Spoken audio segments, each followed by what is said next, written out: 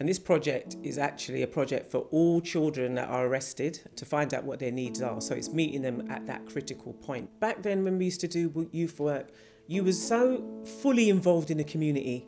It was like, the children knew you, you knew their parents, you knew everybody. And what year was that? Can you remember? Oh my gosh.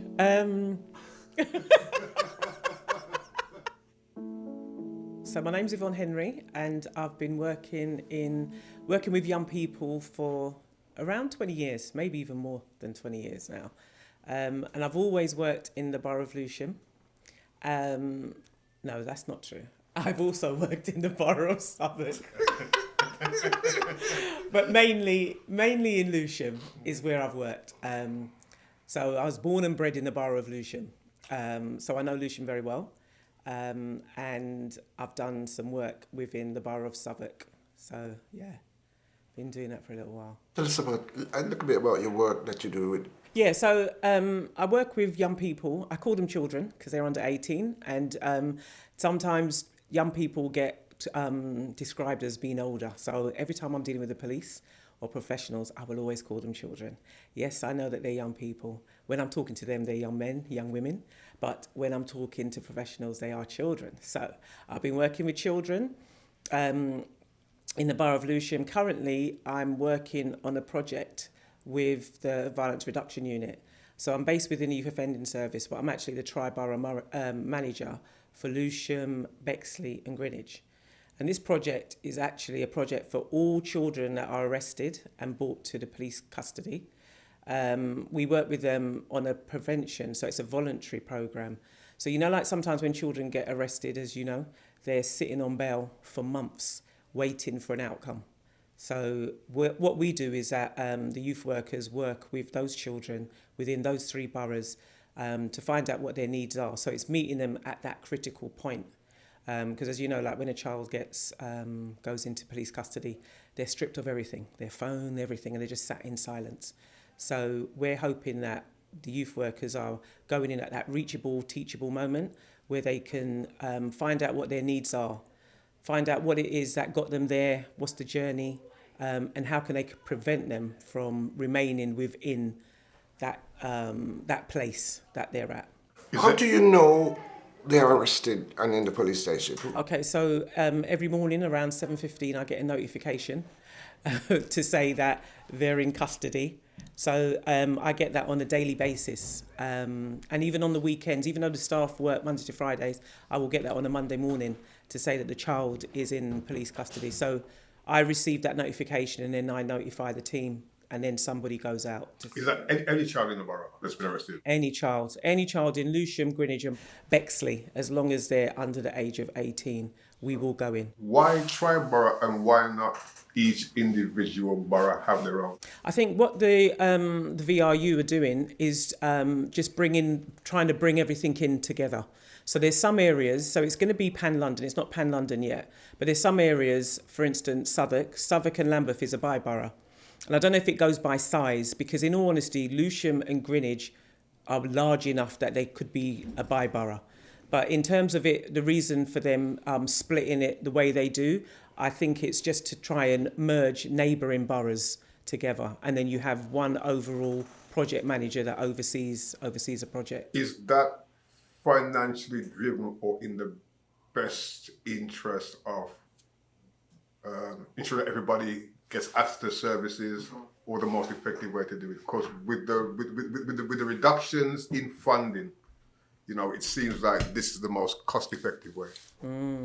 I think that it, in terms of like budget for the children, there's lots of opportunities for them. So basically, with some of the children, it's making sure that they can find out things within their borough.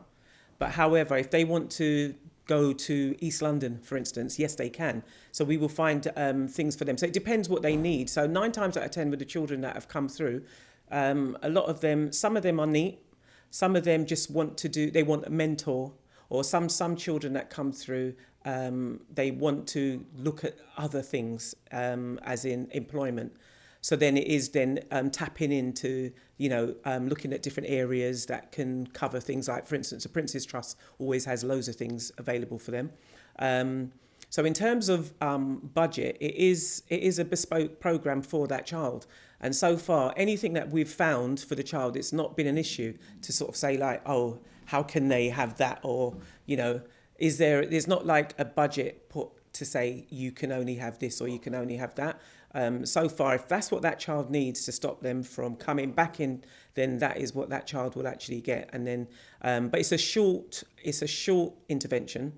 So it's only really for about 4 sessions, and then you refer them on. So it might be that, for instance, it could be that if I was working with a child, or my staff was working with a child, it could be that they would be working with them, and then it could be, if they was in certain boroughs, it could be that they get referred to you, Sydney. So you're going to, you would receive that child, and then you would continue on the work, because it's about getting them at that reachable moment and then letting them see what else is out there that they can then move on to. I'm interested in your project and the work you're doing. My concern is the lifespan. Because when it comes at the point of reviewing, oftentimes they don't think about that second bout of funding is cutting services because we don't have enough funding. So are you aware of what the plans are for your project, or what does the lifespan of your project look like at the minute? The project, we was told, is for 3 years. So post 25, I don't know what that will look like. I'm hoping that it will be continued. And I guess, as it is all the time with projects, they evaluate it and then they'll see whether or not something is working and if it's needed, and then there could be more funding. Because we've been around a long time to see loads of different projects that come on board, they're here for a while, then they've gone, then something else comes up, they call it something different. It's just branded differently, and something new changes. However, I've not seen a project that goes into police custody in my time working with young people. This is the first time I've seen a project that actually goes into police custody. So I'm hoping, and the police seem to be on board, the ones that I can only speak about the ones that I'm working with. When you say go into police custody, I'm not sure, how does that work? So basically, like today, this morning, I've received a notification that there's 6 children. 3 are in Bexley and the other 3 are in Lewisham. So they've been arrested for various crimes. So if there's a likelihood that that child is going to be charged and they're going to go to court, then they can't be a part of the project, because the project works with children that are not going to go into the youth justice system. So if the child, when I was even there could be different crimes. And the thing is, at the end of the day, when we get them, it's all alleged. It's, sometimes people might see what the offence is and then automatically think, right, they're going to be charged, they're going to be going into court, and they're not, they're placed on bail. And sometimes if that child is not known to any service, then that's where the project comes in quite well, because then they can work with them. So in terms of the actual role, yes, they do. So any child that is arrested and in police custody, they notify us that they are there. So can someone come down? It doesn't take the place of an appropriate adult. So an appropriate adult still goes down, sees the child, whether it be they're from the agency or whether it is a family member that goes in and acts as appropriate adult. So in terms of engaged, they literally go in as youth workers. That's what they are. They're youth workers that's going to go in to say, okay, how do we turn this situation around? And it's not that a child, because at the end of the day, as you know, most children ain't going to talk to you, just another stranger that's come through the door. Who and what influenced you to work with young people? Oh, wow. I just wanted to help. I just felt that there was a need, and I felt that I could engage with these children. Do you know what I mean? I felt like I have the natural ability to talk to a child. It doesn't matter how harsh or whoever they are, I can find a way to talk to that child. So it's so it wasn't somebody as such, it was more just like the gut feeling, I can do this. I can do this. So I left the corporate world and I volunteered in the tuck shop is where I started. And they then saw, his name was Dave, he saw how well, all of a sudden, around the tuck shop, everybody was around there. They weren't playing football, snooker anymore. Everyone was around the tuck shop, and I was having a talk with all of them there. And so he was saying, would you ever consider it? And it was something I never really considered. I just thought, oh, no, I'm just talking here, And it was Dave who saw it in me to say, you know what, just come and give this a go. Like, you know, take it out of the tuck shop. And what year was that? Can you remember? Oh my gosh. I'm not prying. What year? Do you know what year was that? That would have been early 90s. Wow. That would have been in the early 90s. And I became a Peabody worker through Junior Shabazz. There was a project even over in Haringey. And Junior was saying, you know, we just need somebody, you know, we need a female that can come and talk to. And I was thinking, no, I don't know, that's a distance, you know, that's like, I don't know if I can get over there and blah, blah, blah. So I then started to do that work. And we was asked to do it throughout the summer. It was just, again, a project, another short project just for the summer so that we could keep the children engaged in something positive. They took a chance on me and yeah, here I am. All these years later, still doing it. So yeah. How do you think youth work have changed since those days? I think that because back then when we used to do youth work, you was so fully involved in the community. It was like, you know, the children knew you knew their parents, you knew everybody.